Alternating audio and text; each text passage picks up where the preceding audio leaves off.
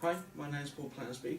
I was registered blind 30 years ago. At the age of 19, I suffer from retinitis pigmentosa.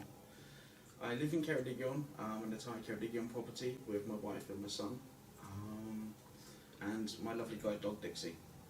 I wish to talk today about the importance of tenant profiling and its relation to accessible communications and accessibility as a whole.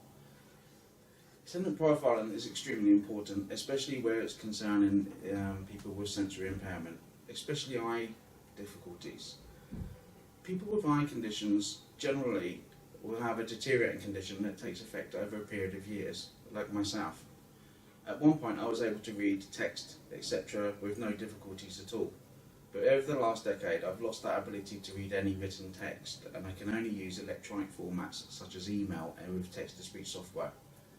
With the advantage of tenant profiling, my landlord now knows that I am registered as blind and that I have communication requirements.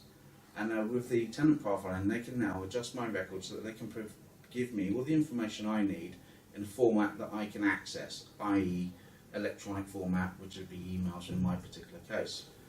I would propose that in relation to the tenant profiling, once it's done, don't just leave it there and think that's the end of it. Like I said, people with visual impairment tend to have a deteriorating condition, so their needs can change over a matter of time. I would like to suggest that you use your tenant monitoring groups, your tenant participation groups, to actually do tenant surveys once a year of the people that have been highlighted with sensory impairment, and to find out if their needs, their communication needs, have changed. I've just started to receive large print.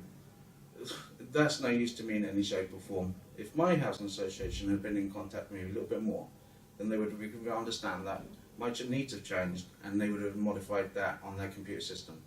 So please consider, once you've done the tenant profiling, review it every year, especially with people with sensory loss. It is really important, otherwise these people will not be able to lead a fulfilling life or take part in any activities that you are advertising.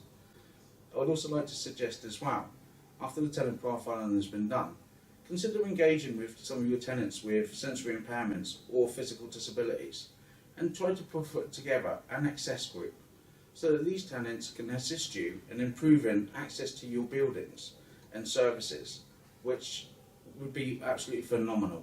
The best people to give you this information are the people that suffer from these conditions, so please give that your due consideration. Thank you very much.